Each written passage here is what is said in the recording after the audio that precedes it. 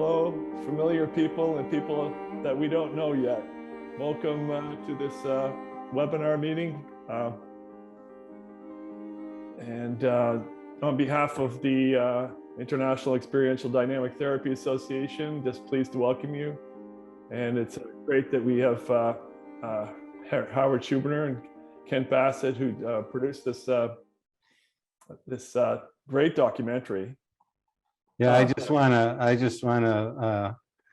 want to say that for me, starting this, being a complete novice as an internal medicine physician, going to Allan, the first immersion that I went to with Allan, which we believe was in 2011, my mind was just completely blown. It was like that guy that you show with the bullet in his head. It's like, that's how I felt. It's like my mind was blown. And I'm doing this work with patients, but mainly on kind of a cognitive and behavioral level. And all of a sudden I'm seeing like, oh, maybe we should deal with emotions, How am I going to do that in a group setting? And so, we kind of, it's just my attempt. And my point is, this was an early attempt. Mm-hmm. And I've learned so much since then. Obviously I've kind of, a lot better, not as good as you guys, but nevertheless, for a country doctor internist, I do okay, I guess. I don't know. I just want to say that it's kind of a disclaimer, I think. Yeah. That's amazing. Okay, so welcome everybody. There's 50 of us here. This is so amazing. Thank you guys for joining us. We're gonna go for about an hour today. And we want to prioritize questions from the group and make this a participatory meeting. So please put your questions in the chat. You can ask questions directed to Dr. Howard Schubiner, Dr. Allan Abbass, or to me. My name's Kent. I'm one of the directors on the film, and I wanted to make the film originally because of a personal experience with chronic pain. I had debilitating arm pain when I was 22 years old and saw many doctors and tried physical therapy, tried opioids, it didn't get better. And I was rapidly cured after reading John Sarno's book, The Mind-Body Prescription. And then the pain moved to different parts of my body over the next few months, and I was able to continuously make the pain go away by recognizing the role of emotions, recognizing fear, and sort of not being afraid of pain anymore. And it was really an amazing experience. And many years later, I wanted to make a documentary film about it.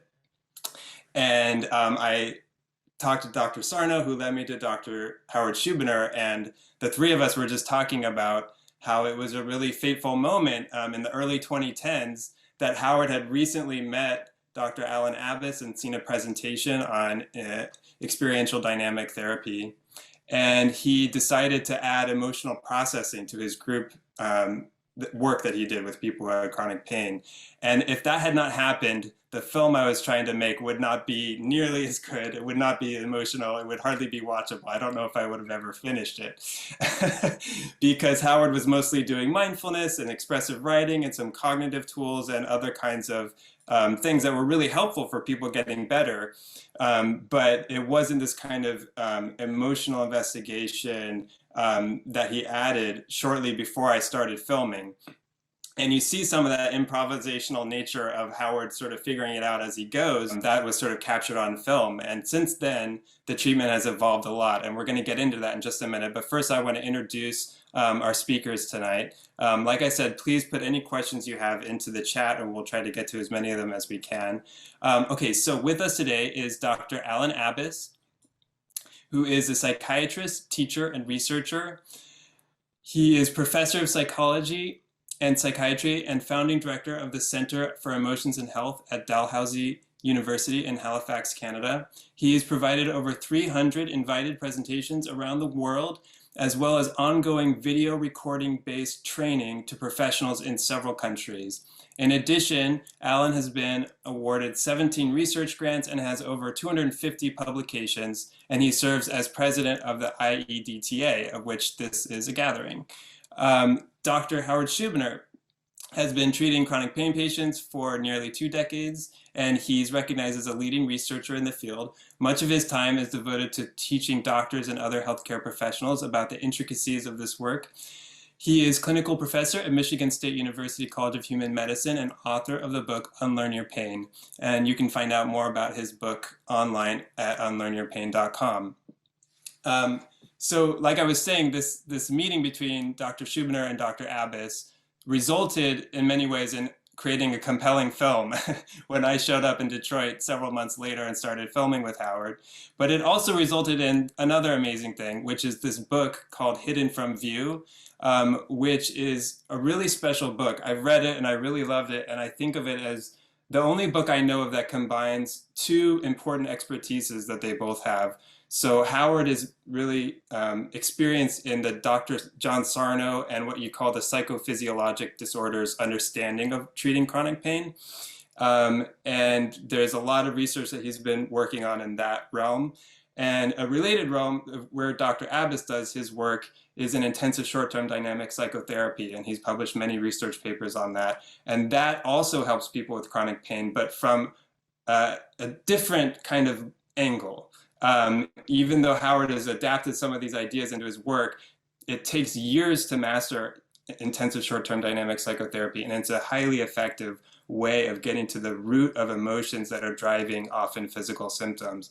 And so I think this book is an important dialogue, and I highly recommend it. And tonight, hopefully, will also be a really great dialogue between these two very compatible but pretty separate fields of chronic pain treatment and research. And so anyway, I welcome you all to this discussion. Like I said, add your questions to the chat. And I'm going to start off by asking Dr. Schubiner, a lot has changed in the way that you treat people with chronic pain since we completed filming. And so I just wanted to give you, I wanted to ask you what's changed? How has the treatment evolved? Well, thanks so much. Thanks, Ken, for making this amazing film. It was a labor of love. I don't know if everyone really understands that, so this is 8 or 9 years now. We're talking about working with no money, no funding, nights and weekends, editing and re-editing, and just amazing amount of effort and talent that goes into this. And you know what, it turns out films cost a lot of money. I didn't realize this. It costs money to make a film. All the mixing, all the coloring, all the music, all the editing, they can't just do it all themselves. They needed help. So anyway, if anyone wants to donate to the film, please do so. There's tax deductible donations that you can make through thismightHurtFilm.com. Is that correct? I'm going to interject and just mention, thank you, Howard, for saying that. That's really kind of you. I just want to interject and quickly say that this screening, which was offered by the ISTDP for free for the community members, it's part of our 2-year-long grassroots screening campaign to try and change how people with chronic pain are treated so they get better treatment. And it really is a self-funded thing. So yeah, if you guys can spare money and could support, the donations go directly to our screenings campaign, and we're going to be doing 100 screenings over the next 2 years. So yeah, please get involved. Oh, the other thing is you can host a screening. So we invite you to host screenings at your universities. We're doing screenings at Rutgers, at University of Arizona. We did one at Johns Hopkins Medical School over the summer. So we're going to be doing dozens of these. So please reach out. There's an easy way to sign up online. Okay, on to the question. Sorry, Howard. So how has the treatment changed since filming? Well, so much has changed. It's amazing. We were talking about it earlier, but we've really worked hard on diagnosis and diagnostic assessments from a medical point of view, and I've worked really hard at codifying this way of understanding, just as a physician, of how to assess people from the point of view of looking very carefully at their symptoms. And I can talk ad nauseum about that. I do trainings on that, but suffice it to say that I've worked really hard at helping people understand when they have a mind-body disorder or a neural circuit disorder as opposed to a structural disorder. And in fact, we just finished a study that hasn't been published yet, but we just got the data. And we took 220 people coming into a physiatry clinic, physical medicine and rehab doctor, friend of mine in Louisiana. And of those 220, we determined using our advanced techniques that 85% of them had nothing wrong with their back. 85% of the people with chronic neck and back pain were psychophysiologic or psychosomatic disorders. That is amazing. The other thing is I've just been diving in so much into the concept of predictive coding and reading some of the stuff by Friston and Lisa Feldman Barrett, how emotions are made. That really blew my mind in terms of helping people understand that our brains generate what we experience. Our brains generate what we see, what we hear, and what we feel. So that's the second thing. And the third thing, we've been working on refining the cognitive behavioral type work. And so now we've been evolving that toward what we're calling pain reprocessing therapy. And 2 new studies just came out this week. Just in the last week, 2 studies just came out. Our randomized controlled trial from Boulder, Colorado, and our colleague Mike Danino's trial from Harvard, showing that 2/3 of patients were with chronic neck and back pain, actually, 2/3 of them were completely better after a month or 2 of this kind of cognitive behavioral type work based on the assessment, et cetera. So this whole kind of Sarno approach has evolved a lot. And then we've also been trying to develop, along with my colleague Mark Lumley, I know I'm talking too much, I'll be done in a second, with my colleague Mark Lumley, we're trying to develop a simplified, I used to call it ISTDP light, simplified version to help people who weren't able or willing or understanding of ISTDP to do some amount of emotional processing that we were calling emotional awareness and expression therapy. And we did publish a large randomized controlled trial of that, showing that it was more effective than standard cognitive behavioral therapy for people with fibromyalgia. So that's, in a nutshell, what has been going on in the last few years. And we can upload those studies, by the way, for folks. Yeah. And there's links to all those studies on thismighthurtfilm.com, where you guys watched the film over the last couple of weeks on a page called Evidence-Based Medicine. Dr. Abbass, how about you? Could you talk about what you learned while working on the book with Howard, and how the treatment for somatoform disorders for people who practice ISTDP and in your work, how it has changed over the past decade or so?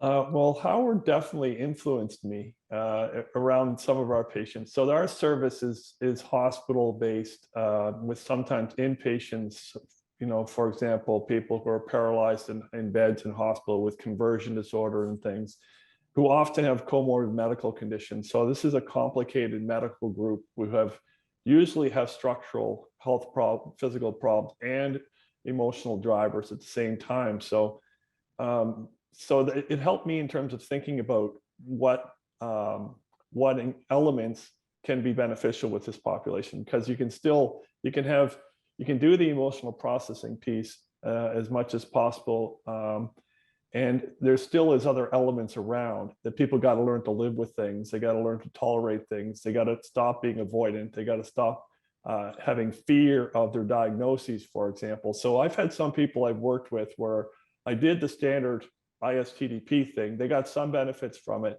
but this one guy, for example, he still wasn't getting out and doing physical activity, and he was still behaving as if there was damage in a sense.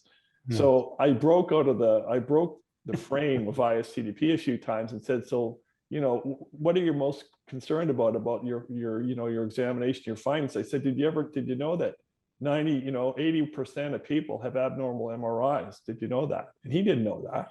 People don't know that. Physicians don't know that. So he talked about the issue of his tests and being tentative, and I said, what do you think? Can you get out and bounce a basketball again? Because this one fellow played basketball and he stopped playing altogether. I said, can you just get out and bounce a ball? And I'll tell you, it made a huge difference for him just to be said, can you just go do it?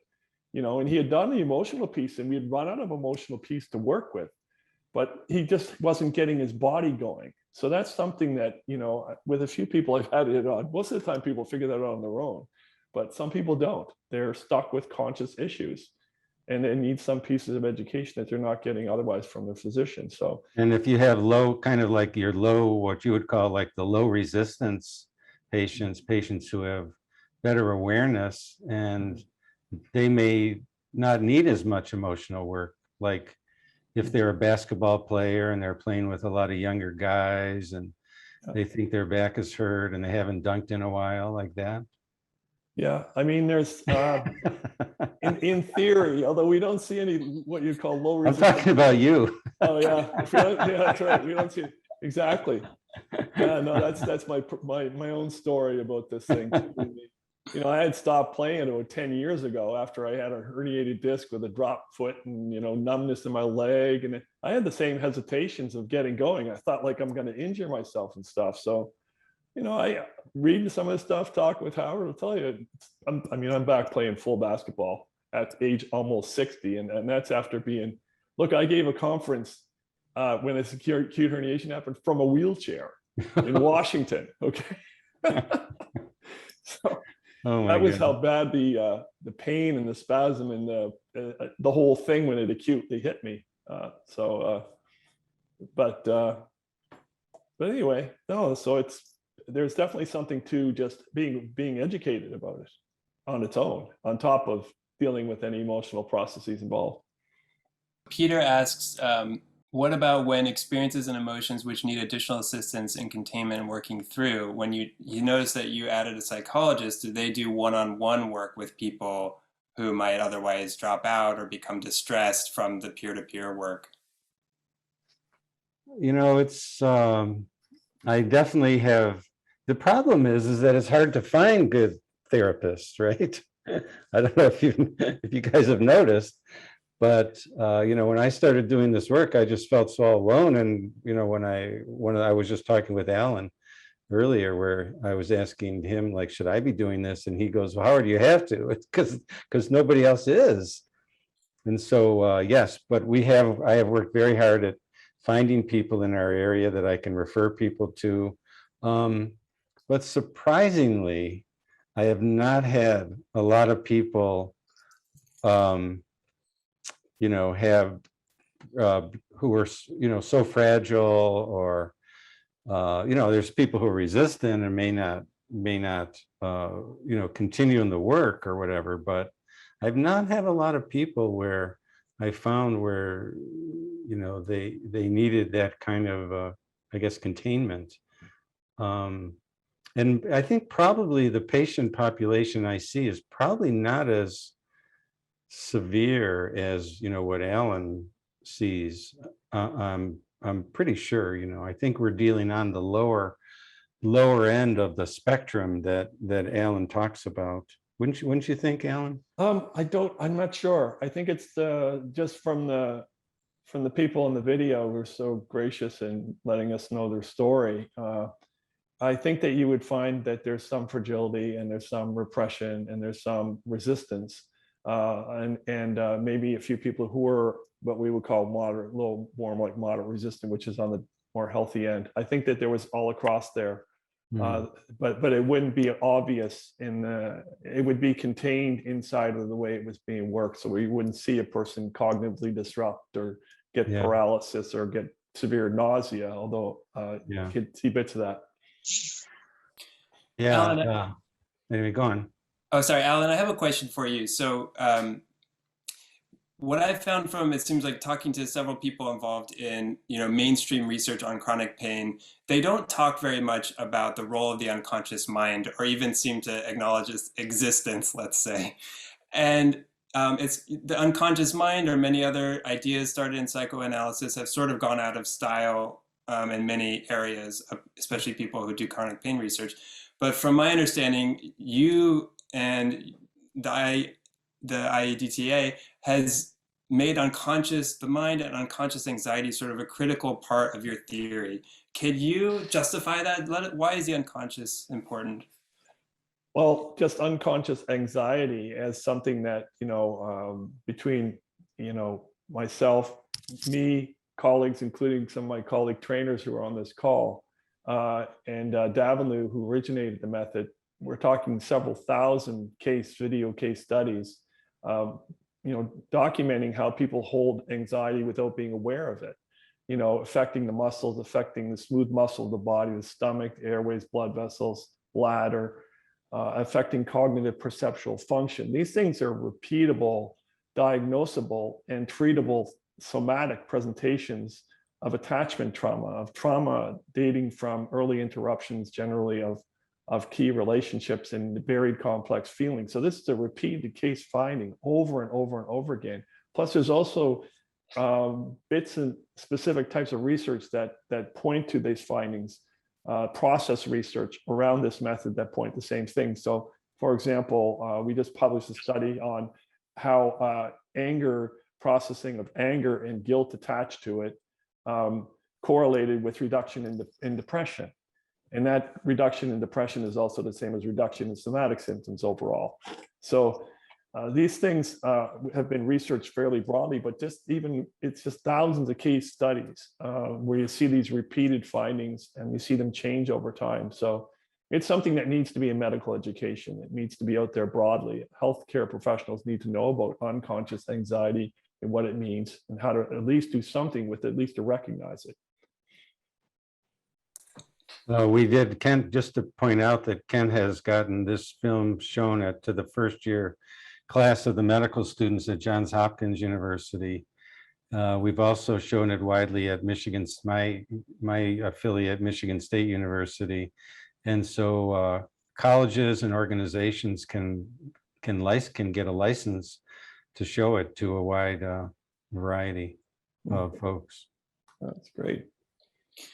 So I think the people in this group who are on the call with us, I feel like it's a group that doesn't have to be sold on the idea that emotional processing is critical to helping people overcome somatic symptoms. So Howard, I was wondering if you could talk a little bit more about something that can be added to that conversation. And so I know you spend a lot of time helping people with their beliefs about their bodies. So they believe that they have damage, or they believe they have some ongoing infection that can be actually investigated and shown whether it's true or not, or they have a belief that they're broken. And I think it's possible that you could do all the emotional processing in the world, but if you believe you have a herniated disc that makes your back broken and have pain all the time, you might still have pain even if you've, built your affect tolerance through the roof or something. So can you talk about how a therapist could start to integrate some of these ideas from the psychophysiologic world and integrate it with the emotional work that they're already doing? Yeah, that's a great question. What we've found is that you need to show, it's really a similar to what ISTDP does, because we're showing people stuff rather than telling them. And so when we're starting out with making sure that there's no significant structural problem. But, any doctor does that. If they have back pain, if there's not a tumor, an infection, a fracture, then there's no obvious, clearly identifiable cause. If they have irritable bowel, if they have fibromyalgia, if they have headache, none of those things, most pelvic pain syndromes, none of those things carry a structural diagnosis. And, but what we're doing is then we're saying, well, just with simple history, well, when does it come and when does it go? When you think about going to your parents' house, how do you feel? I mean, how simple is that, right?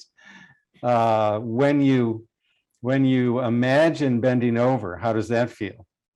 So we're just using the mind to show people that if they have pain when they bend over and they imagine bending over, they get the pain.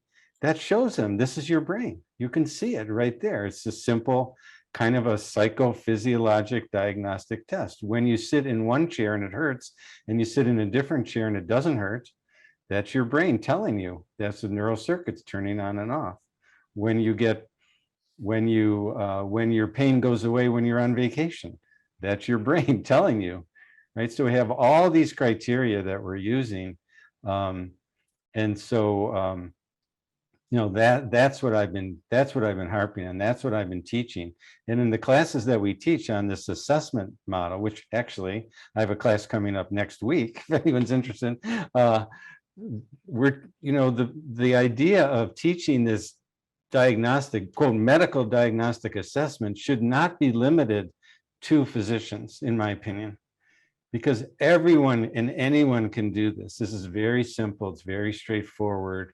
And the thing is that we live in these silos of, physicians over here and therapists over here, but patients aren't in silos, as Allan was talking about. They've got disorders that span the kind of medical component where they need information about it, and the emotional component.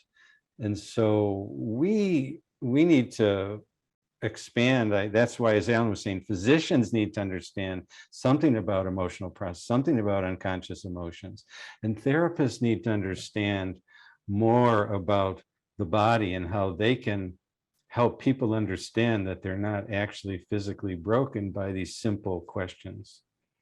That's my view. Allan, do you agree with that? I totally do. I totally agree. I see there's a bunch of questions actually. Do you want to about group-based and peer support to facilitate the processing? Yeah, about intentionality when you're partnering people with each other. How do you select people to help each other? Yeah, well, first of all, I just want to say I'm not really doing this anymore. This was really hard to do. It is very hard, and to get people to do this, it was amazing that people could do it to the extent that they could. I'm working I work one-on-one with people now. There are other people doing groups, and the therapist that you saw at the end of the movie, her name is Heidi. She's amazing, and she does groups, and she does really powerful emotional work in groups, but she's got other therapists to help her. So when they like kind of do like breakout stuff, there's a therapist with each of the small groups. So they're not actually doing the patient being the therapist. I mean, that was just something that I did because I didn't know what to do, because I was running groups, but I couldn't be everywhere at the same time. And so I had people doing some of there, and then I would just go from room to room and try to help people as as I could. So yeah. Anyway, that model is hard. Let's put it that way. Oh yeah.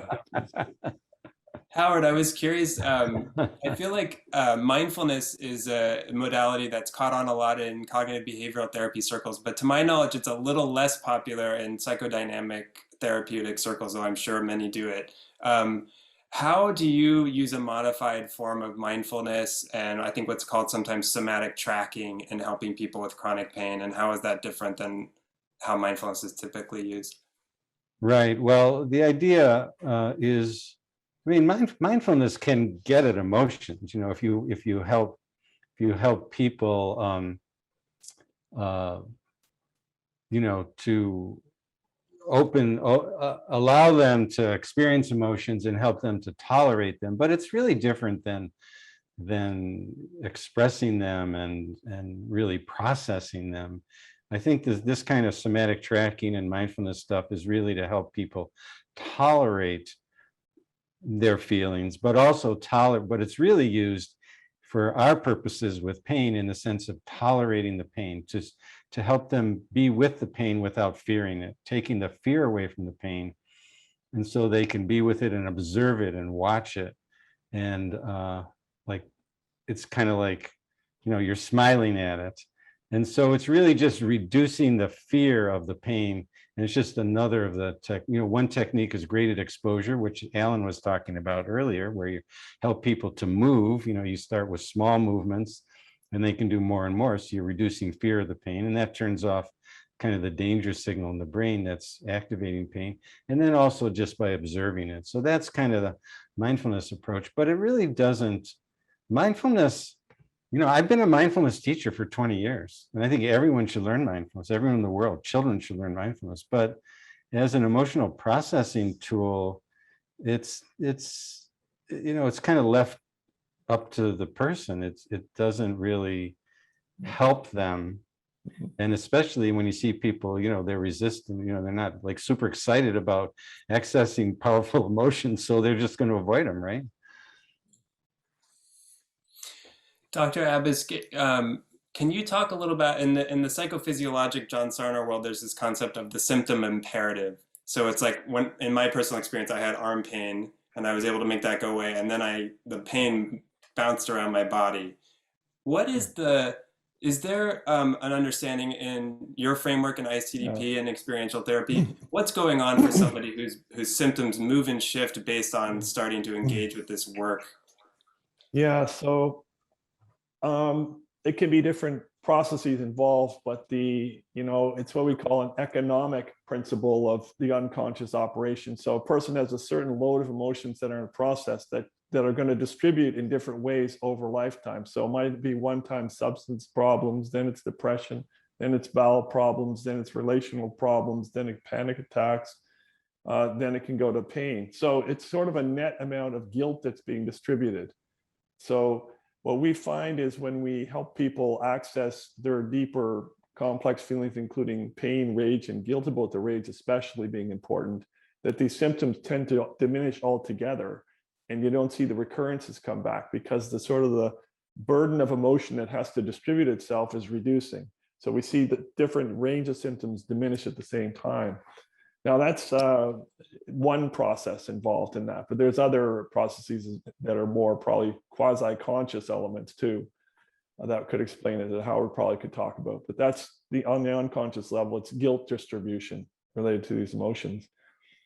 And I was just going to mention, because my colleague John Rathhouse was up there, mentioned about John Sarno. So John Sarno did have a person, he had exposure to Davinu somehow or other, and he had a psychologist who worked with or trained to some extent with Davinu, and he was gracious enough to write a nice thing for my book actually too, just before he passed. So he had some connection somewhere with Davinu. Yeah, there's a woman, his first therapist was a woman in New York City named Arlene Feinblatt, right, who had trained, I believe had trained with Davinu. Yeah. There's a question from Ahmad. The question has to do with what's the most important task in the simpler version of ISTDP to deal with fragile patients with somatizations and other primitive defenses. And I think my answer would be compassion. Just finding a space, just holding a space for them. I think that's kind of one thing I've learned. If you can sit with people and you can love them and you can not be afraid. That's one thing I learned. That's what Allan taught me. Don't be afraid. but see, there's that part, which I think is an essential. And then the other part is while you're doing that, you're helping them learn to reflect on what's going on in the mind and body so that it makes a shift in the anxiety pathways. So they start to reuse the different centers of the brain. It makes anxiety distribute into sighing, respiration, muscle tension, and it can diminish tons of symptoms that affect like the vision, the hearing, and the concentration. So that's kind of on the base level, is building reflective capacity. And it does take a lot of caring and balance and sort of comfort level to be present and help the person learn to reflect on processes that go on. Yeah, I found that I was talking to Allan, I went to his first immersion back in 2011, we decided, and the very first patient that I had happened to be one of my patients came in the very next day. I came back to Detroit, and this was a woman with psychophysiologic paralysis, and she also spoke. Her voice was in like a foreign dialect. It sounded like weird dialect. There wasn't her voice, but that's how she was speaking. So it was a conversion disorder on those two levels, with motor and speech. And I just said, well, we've got this, I learned this stuff, or 2 days, 3 days, whatever. And she just, within 10 minutes, she was back in her childhood. She had this tremendous rage had come out. She was, nailing her mother up to the wall, crucifixion and all this stuff. And then this outpouring of grief and this outpouring of compassion for herself. And, I called her the next day or 2 days later, and her speech was normal. She hasn't been in a wheelchair since. And it was just like, but the thing And while this was going on, I'm thinking like, holy crap, what have I gotten myself into? But the thing was, is that I wasn't afraid. And I just could sit with her and encourage her, and just, it was amazing. And so that's one thing I really learned from Allan, is just not to be afraid of emotions. And anyway. Dr. Abbass, I'm sure there's some people who are part of our group today who are sort of just starting out in ISTDP. Maybe they've done a year or two or something. And from my understanding, it seems like a difficult technique to learn. It takes many, many years. And I just wanted to see what kind of advice do you have for a therapist who wants to integrate this sort of very powerful form of emotional processing, but is sort of looking at how difficult it might be and sort of feeling unsure? What would you suggest to somebody in that position? Well, as we were talking earlier about the decades changing capacities and processes over time, basically, it's variable as to how much training a person's going to need and how much sort of skills they're coming into training already with. So for some people, it's a big range as to what they're going to be able to do and when, and how much training they're going to require. But certainly video supervision, attendance at immersion courses where you get to see videos of experts, reading literature, self-reflection, self-review of videos. A lot of people have some blocks of treatment themselves, or as well, to dislodge any blocks that don't allow them to be present and focus with the patient. So these things, there's core training programs that are 3 years. Most people go on and do advanced training after that as well. And it becomes a pattern of continual self-improvement of capacity as you get more experience, because it takes time to work with some patients. And we have to be comfortable to work with the range of people, for example, who are very fragile, people who are having pseudo seizures, for example, or having all kinds of neurological things. These can be frightening to clinicians, and we got to get comfortable and gradually build our skill set out there, and usually have peer support or supervisory support. So it's a huge portion of people that can benefit from this kind of treatment. If you think about it, the range being so broad, there's people with severe burden of difficulties, horrible early trauma in infancy, with just crippling problems that take a while. And these aren't always short cases, that's for sure. But in short, it's kind of a quality, it's like continual quality improvement, like at least under your own self-review over time, trying to improve what we do our best for our patients, and self-maintain too. So it's something I think that really helps as far as reducing risk of burnout and frustration in the profession, to have places to go, colleagues to work with, video review, and to be in learning mode, growing mode. So growing all the way till retirement in some way or other. So that's great. There's a question from Rebecca.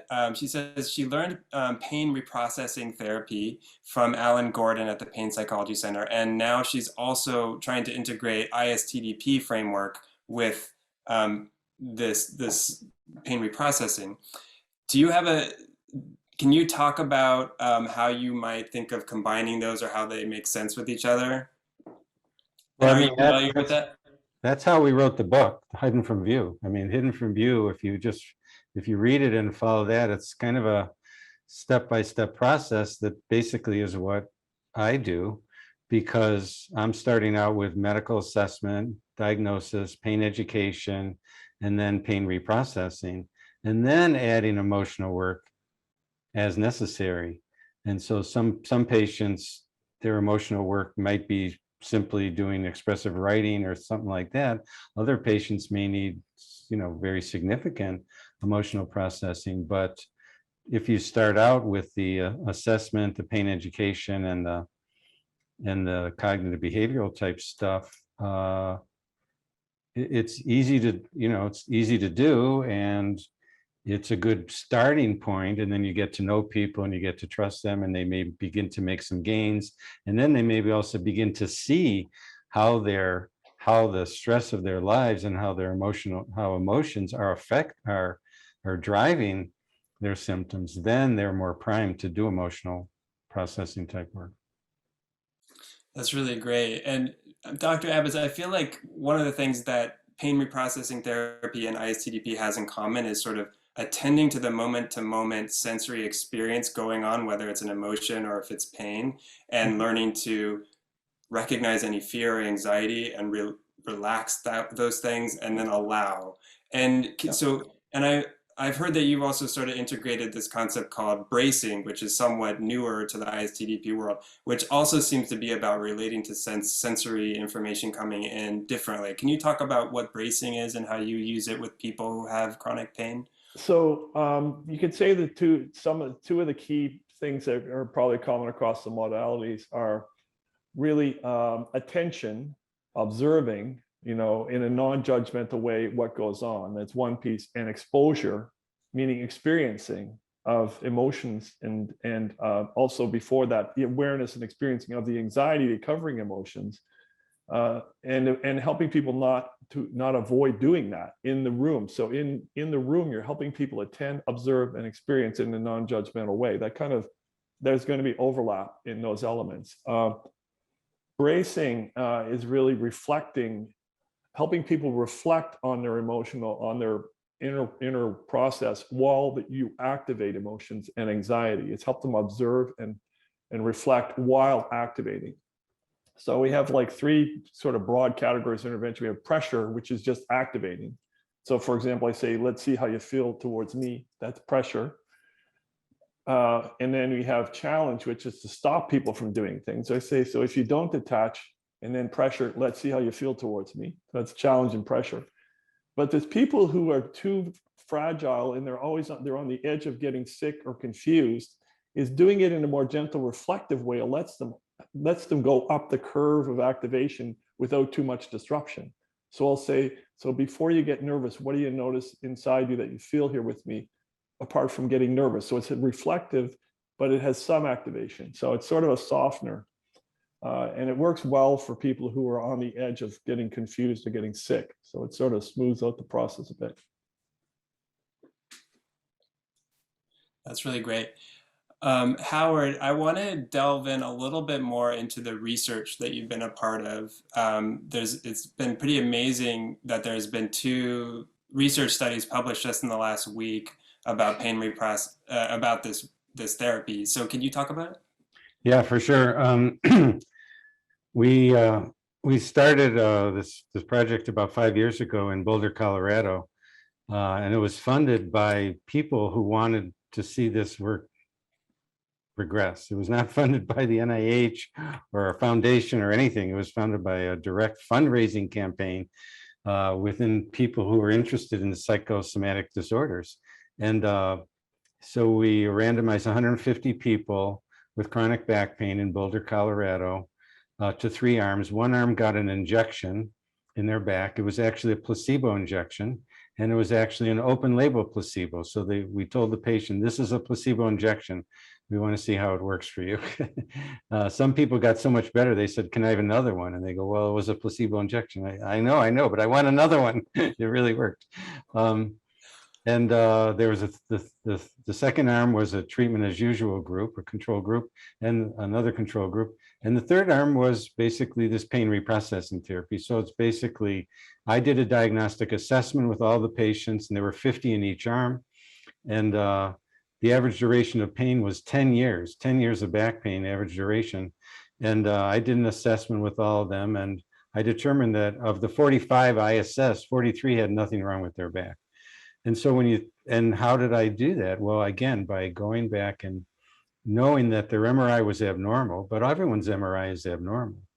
But the clinical history that the pain shifted and moved and was connected to emotions and all those criteria that I use. And so then we explained all that to the patient, and then we helped them attend to their symptoms without fear. We helped them to move with graded exposure.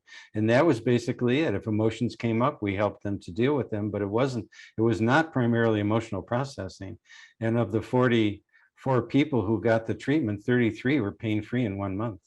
So 75% were pain-free in 1 month. That's 66% of the 50, although, you know, some of them never got that treatment. And we also had fMRI of their brains at the same time, and we found some changes that were similar to changes seen in other studies of pain reduction. The other study done at Harvard by Mike Donino was comparing this type of pain reprocessing, the Sarno kind of technique, versus mindfulness. And they found that 64% of the people, this was a much smaller study, 12 in each arm of the 3 arms, but again, 64% were pain-free in about 2 months. So 2 really powerful studies. You don't see those kind of pain reduction studies very much for chronic back pain in the medical field. And this was without doing emotional processing work. That's what I was. And there was some, but it was pretty minimal, really. That's what I was going to ask you. Like how much, you know, while you're mobilizing people and getting them to do things, you're going to stir a lot of feelings up. So that's another piece. So it's activating on its own. But was there a chance to, you know, walk through emotions with those people on average? What do you think? Some. I mean, in the Boston study, they did focus to some degree on stress and emotions for sure. They had people do writing about stressful events in their lives. It helped them express emotions in written form. Okay.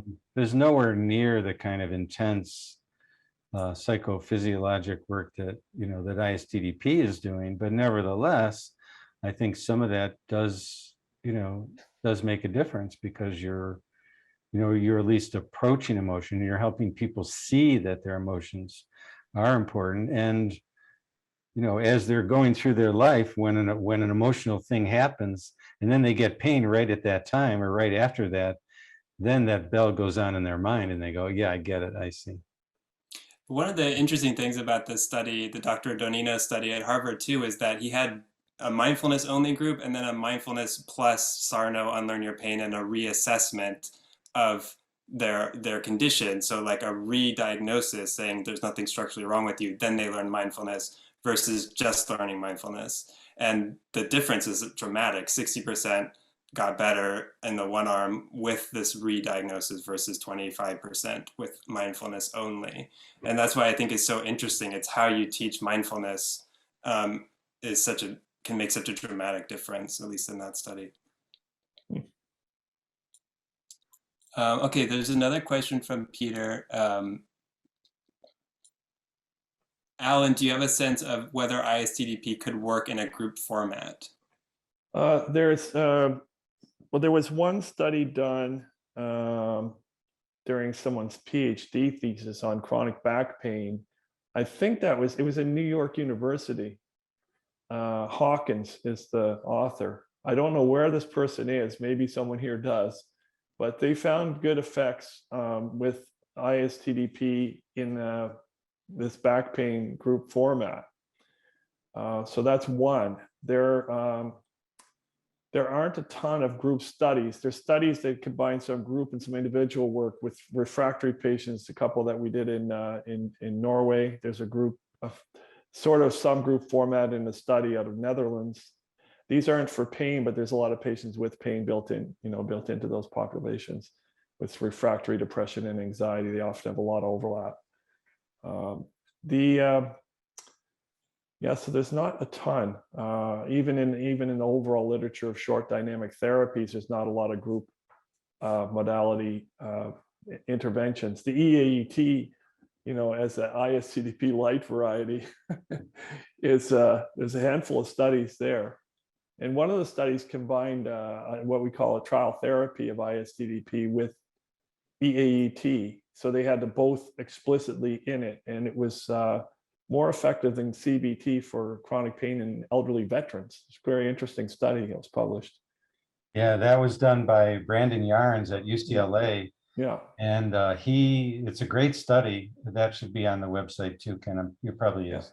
Yeah, it is. Yeah, and Dr. Yarns is doing a larger study now in, I believe, also in veterans with chronic pain. mainly focusing on emotional processing. And, Susan asked, is the NIH getting interested in your work? It's like, this is such an uphill climb. I can't tell you. I mean, just to get our back pain paper published in JAMA Psychiatry was a major effort. 3 revisions and umpteen nitpicky questions, questioning what the heck are you guys doing? And people are not getting it. We just, there's a guy named John Burns at Rosalind Franklin University Med School in Chicago. He's a very experienced pain researcher. He just wrote a big NIH grant to do work with back pain. And they gave him a crummy score. First time they did it, they gave him not even reviewed it. Now we just got we got another review, and it's better, but still not fundable. And so people don't really get this work. It's also do not get it.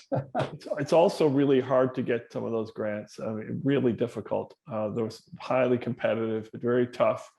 The money, where the money's being spent is where the people should be funding these research studies. So I'm talking insurance companies, disability, hospitals. This is the place where the funding should come from. That's the people that are spending all this money on chronic disability, chronic medications. Yeah, but that's a challenge too. Someone asked about working with families together. And I don't know how you guys, haven't heard you talk about that very much. No. We do that to some degree.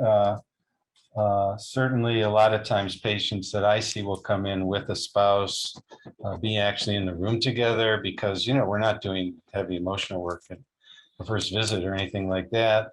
And so the family can be very helpful, because a lot of times the family is well, especially with kids, teenagers or whatever, the parents are asking, how do you feel? How do you feel? How's your pain today? How's your pain today? They're just focusing more and more on their pain. And what we want to teach them is let the kid live their life, because that's curative. Somebody asked about the MRIs, and I think if you look, isn't that in our book, that chart? Is the chart on the MRIs in our book, Allan? Yeah, it is. It is. Yeah. So if you just look in our book, Hidden from View, or if you email me directly, I can send you the slide that shows what percentage of people at different ages who are healthy and asymptomatic have degenerative disc, quote, disease. It's not a disease. Have bulging discs. 40% of 30-year-olds have degenerative disc disease with no pain. 60% of 40-year-olds, 80% of 50-year-olds have degenerative disc disease with no pain. Yeah. It's amazing. And it's amazing too, is that necks, shoulders, elbows, ankles, knees, it's the same thing. There's abnormalities on these things head to toe in people that have no symptoms. It's just amazing. People don't know that. I mean, right. Labral tears in the shoulder, labral tears in the hip, arthritis. Dr. Creamer done a ton of studies on osteoarthritis and pain, showing the lack of correlation. I mean, if you have severe erosive osteoarthritis, of course, that's going to be causing nociceptive input. But having arthritic changes in the spine and in the joints is normal. It's like getting gray hair. It doesn't hurt unless you look at it. That's my arthritis. I guess we should wrap up.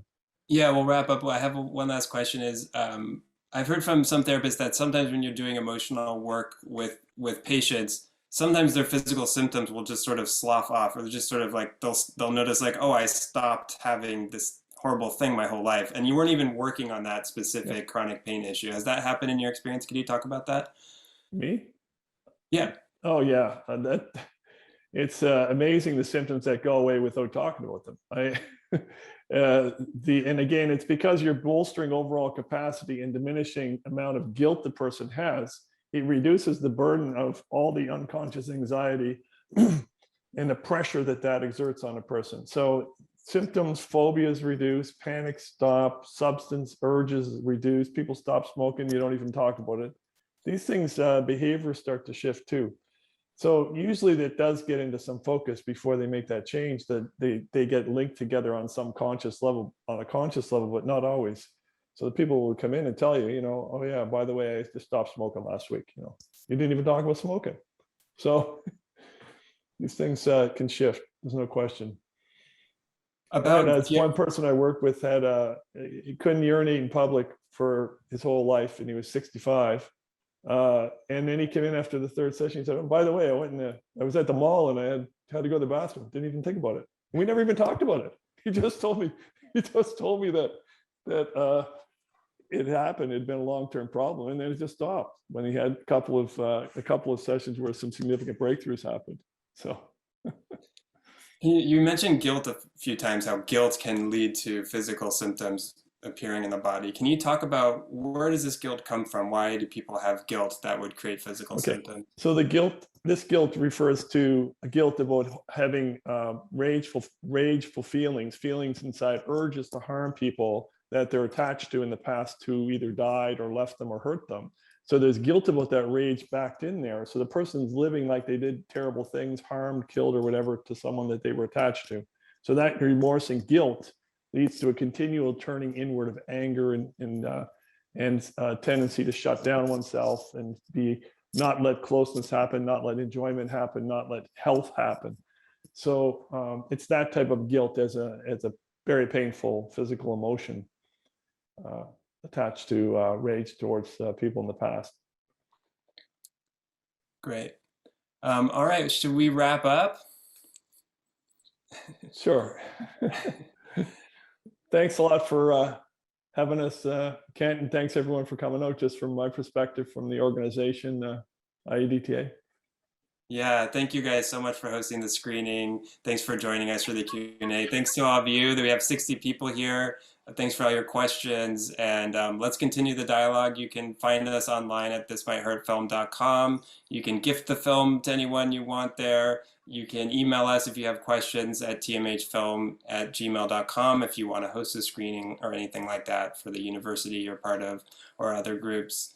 Thank you so much, Dr. Allan Abbass. Thank you to the IEDTA for hosting this. It's really a pleasure to be with you. And thank you, Howard, for joining us too. Great. Thanks so much. Thanks, Allan. It's always a pleasure. Great. See you soon. All right, Will do. Take care.